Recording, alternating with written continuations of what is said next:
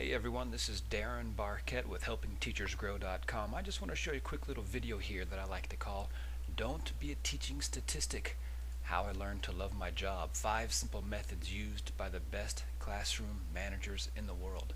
Let's get right to it. First thing you need to do, you've got to learn every student's name by the end of the first week. Now I know that this seems somewhat obvious, but for some of us we take far too long to learn our students' names. Here's a quick and easy way that you can do this. Have the students create little desk tint name tags. They'll put them right on their desks. On these name tags you're going to write their name in really big letters with a lot of color, and they're going to draw something that's important to them, like a symbol, a horse, a video game controller, a soccer ball, something along those lines. What this will do is this will plant in your head the person's name and something they like to do. It'll help you remember their name very quickly. At the beginning of each class, you're going to hand out these tints to the students, and you're going to try to match each one up with its owner. The students really like seeing if you remember their name or not, and it also motivates you to learn their names. You're being held accountable, and then you're going to make a big deal out of learning everyone's name. It'll be really important that within this first week you have every student's name memorized. Most important, and this is gold, is take a moment to connect personally with each student based on their personal drawings. So if you know that someone has drawn a picture of a horse, and you know that Savannah has said that she likes horses, it gives you something that you can immediately talk to with Savannah. Talk with her about her horse. Say, hey, do you have a horse? How often do you get to ride? And it makes that personal connection. That personal connection right there will go a long ways towards helping you be friends with the students, helping you learn what makes them tick, and helping them realize that you care about them more than just as part of your job. Next, you want to establish and teach your classroom expectations. We all know that we need to establish our classroom expectations. Very few of us actually teach these expectations to our students. What do I mean by that? I'm talking about tardies. What does tardy mean? Does it mean that the student has to be in the classroom by the time the bell starts ringing? For me, it's really simple. I tell the students their rear, I teach 7th graders, so they like hearing me say this, their rear needs to be on the seat by the time the bell is done ringing. And I actually teach this to the students. We practice this. I get them to analyze. Someone will play the bell, and I'll be the student, and I'll say, all right, you be the bell, and you guys tell me if I'm tardy or if I'm on time. This way there's no question what a tardy is, and the expectation is clear. I actually teach my 7th graders how to get my attention, and I make a big deal out of it about how some students can't help but shout out the answer to the class, or they start waving their hand, or they're up out of their seats snapping their fingers at me. I teach the students how to get my attention, and for me it's real simple. They raise their hand, they look at me, and they sit there and they wait. And I promise them, I tell them this, I say, if you raise your hand and you wait quietly, I will call on you. And over time they learn that that is exactly the case. I teach the students what respect in the classroom means. Not only respect for me as the teacher, which is easy for them, but respect for each other, not calling each other names, not putting each other down, that sort of thing. Oftentimes it needs to be taught to the students. Materials. What materials do the students need to bring to class every day? For me, I like to provide pencils for them so we don't have to fight that battle. But maybe you want them to bring a pencil in every day. They'll need to bring a reading book every day to my class. They'll need to bring some paper every day to my class. So we talk about what materials they're going to need to be successful in my classroom. And homework, there's a lot of different philosophies on homework. Some people really think students should be doing homework every single night. Others feel like homework is a distraction. It really, if it's important enough that the students need to do it, they'll do it in the classroom. Whatever your stance is on homework, you need to set some expectations for homework and then consistently enforce those expectations. Also, as you're creating these expectations, talk to your class. Ask them, why should we do this as a class? Why should we not be tardy to class? Why should we raise our hand to get the teacher's attention? Why should we be respectful of each other? And we have a little discussion about this. I like to talk about how when I was teaching 4th graders, they were always calling out my name, Mr. Barquette, Mr. Barquette, and then I would go home that night and I would be washing the dishes, and I would hear in my head my name repeated over and over by the students, Mr. Barquette, Mr. Barquette, and I would tell the students that I felt like I was just going crazy. So I said, if for nothing else, this is a great way for me to keep my sanity. Raising your hand, it'll keep my sanity. I also tell them how I used to have a really horrible temper, and if you're raising your hand to get my attention rather than snapping your fingers at me, it's going to keep me from snapping at you and losing my temper. And then also I tell the students that this is a way that we can all be successful as a class. We want to make sure that everybody is successful, and that my job is to help everybody be successful.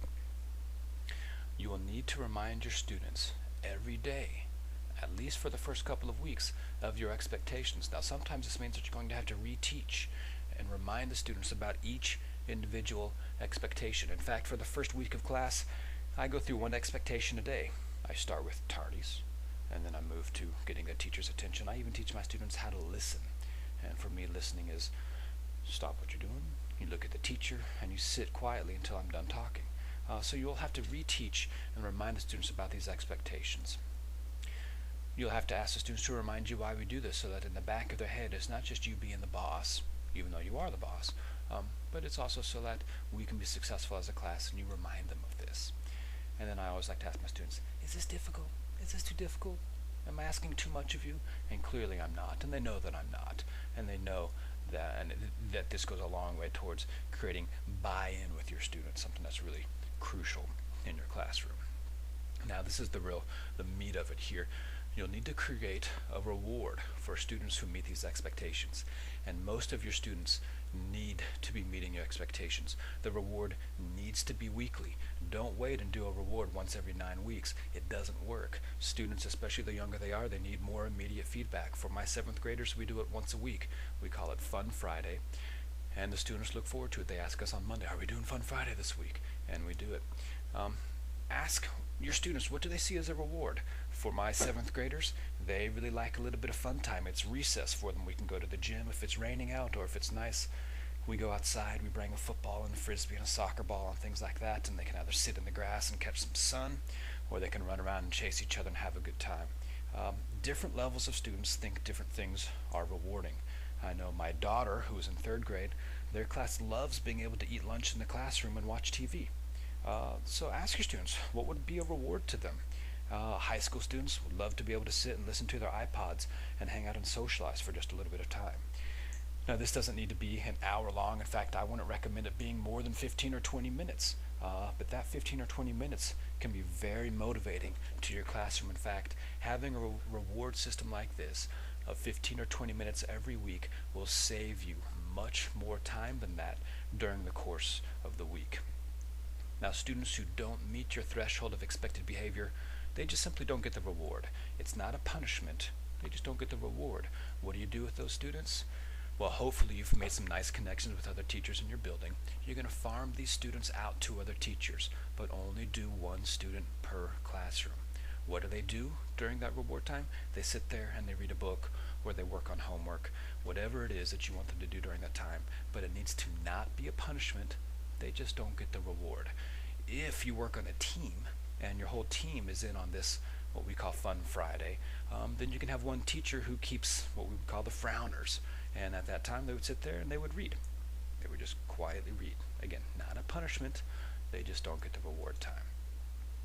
And then, like I said, you make a fun name for the reward time. We call it Fun Friday. Sometimes it's on Thursday, so it's Thrilling Thursday or Wacky Wednesday or Terrific Tuesday or whatever it may happen to be. Something that is consistent for them, that they can look forward to, and don't cheat your system. The minute you start saying, no, we're not going to do it this Friday because of blah, blah, blah, is the minute your system starts breaking down. So remember, you are putting time into creating your system. Don't cheat it by breaking these things down. The students will be looking forward to it. And then be flexible with your rewards. Make sure the students feel rewarded. If they aren't excited about Fun Friday, it's not going to be a system which helps you in your classroom. So be flexible. Ask them what they think is a reward, and then go to it. Also, very important, no more than 10% of your students should not get the reward. If you're getting more than 10% of your students who are failing to meet your standard, something is wrong. You have not taught them how to be successful. And remember, That is our job as the teachers in the classroom. We are teaching them how to be successful. When a student fails your class, it is as much a sign of your failure as it is of the students. So if you're getting more than 10% who aren't meeting your expectations, you need to teach them how to be successful. Okay, so really 10% is your standard for students who should not be getting the reward. If you're getting more than that, there's something wrong with your whole system and you need to take a look at that. Consistency is going to be crucial to this system, and this is where 95% of the teachers who struggle in the classroom go wrong. They simply are not consistent. I use a clipboard to take what I call marks when the expectations are not met. The clipboard is on my desk. At every class, students on class change can come up and look at the clipboard. It's not secret. All of the marks I give are in public. I say you can check it during your own time, which is in between classroom or on the way to lunch or after school. There's no secret enforcement, and anytime a student gets a mark, they know when they get a mark. I tell them, Johnny, that's a mark for not following directions. Now, if they want to argue with me, I tell them, I don't discuss marks in class. I just give them. If you want to stay after class to discuss why you received the mark, that would be fine. 99% of the time, guess what? They never stay after class because they know. What are they trying to do? They're trying to take class time away from you, and they're trying to get into an argument. So many of our students are more comfortable with an argument than they are with being respectfully spoken to. So they would rather argue with you, they would rather yell. It is crucially important you avoid arguing at all costs. Okay? This system is designed to keep you out of that power struggle. This system is designed to help you have respectful interactions with your students. Okay, to sum up, we're almost done here. Clear expectations that are taught. They have to be clear. They have to be teachable. Don't just say things like, respect everybody. Yes, we want to respect everybody, but what does that mean? Clearly tell them exactly what that means. Be on time. Well, what does that mean? Be very clear with all of your expectations in class. Create a reward system and an accountability system. Not only are the students being held accountable, you as the teacher are also being held accountable. You need a system that is visible, that will encourage you to be accountable to your students and encourage your students to be accountable to themselves. And then, of course, again, consistently enforce your expectations. We all have students that we enjoy more than other students. Even still, you must consistently enforce your expectations. The moment the students see you giving a mark to one student for one behavior and then not giving a mark to a different student for the same behavior is the moment your system starts breaking down. And guys, that is it. That is the system in a nutshell. It's taken me all of about 8 minutes to cover with you. If you enforce this system consistently and reteach it till your students know it, this will save you hours and hours of classroom time. You will be able to teach well.